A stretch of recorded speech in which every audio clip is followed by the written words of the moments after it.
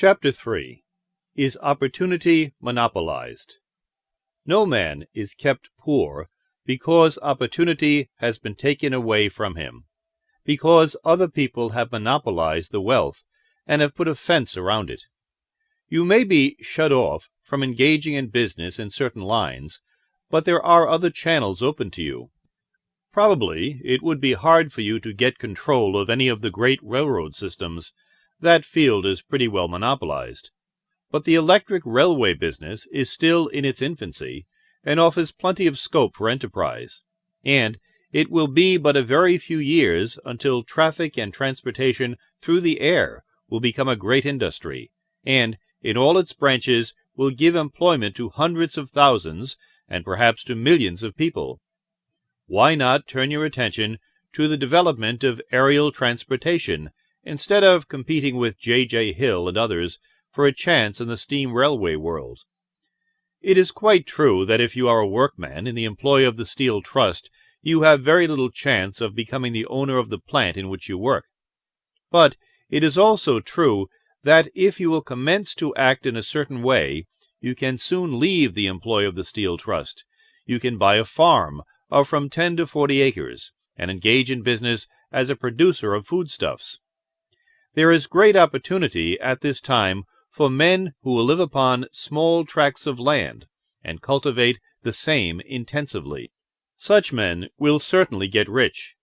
You may say that is impossible for you to get the land, but I am going to prove to you that it is not impossible, and that you can certainly get a farm if you will go to work in a certain way.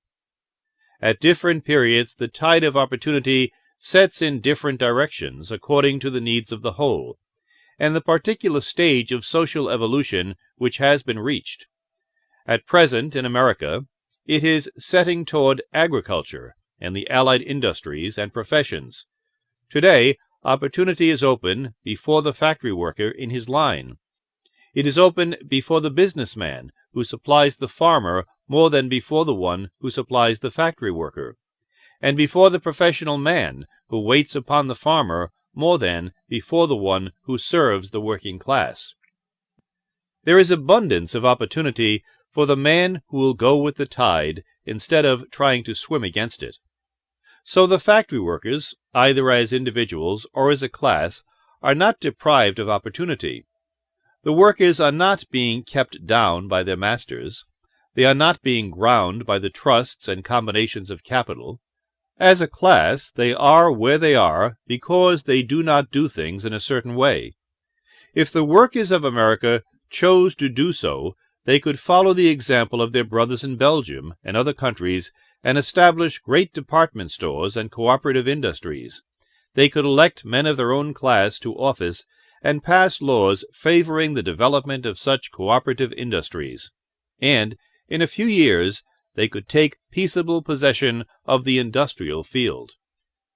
The working class may become the master class whenever they will begin to do things in a certain way. The law of wealth is the same for them as it is for all others. This they must learn, and they will remain where they are as long as they continue to do as they do. The individual worker, however, is not held down by the ignorance or the mental slothfulness of his class. He can follow the tide of opportunity to riches, and this book will tell him how. No one is kept in poverty by a shortness in the supply of riches. There is more than enough for all.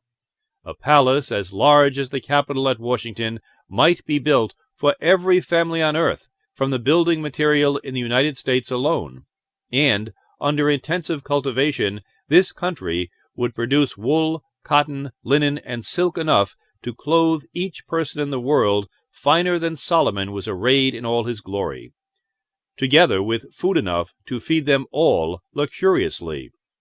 The visible supply is practically inexhaustible, and the invisible supply really is inexhaustible.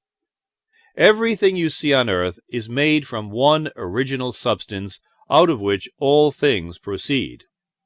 New forms are constantly being made, and older ones are dissolving, but all are shapes assumed by one thing. There is no limit to the supply of formless stuff or original substance, The universe is made out of it, but it was not all used in making the universe. The spaces in, through, and between the forms of the visible universe are permeated and filled with the original substance, with the formless stuff, with the raw material of all things. 10,000 times as much as has been made might still be made, and even then we should not have exhausted the supply of universal raw material. No man, therefore, is poor because nature is poor, or because there is not enough to go around. Nature is an inexhaustible storehouse of riches. The supply will never run short. Original substance is alive with creative energy and is constantly producing more forms. When the supply of building material is exhausted, more will be produced. When the soil is exhausted, so that foodstuffs and materials for clothing will no longer grow upon it, it will be renewed, or more soil will be made.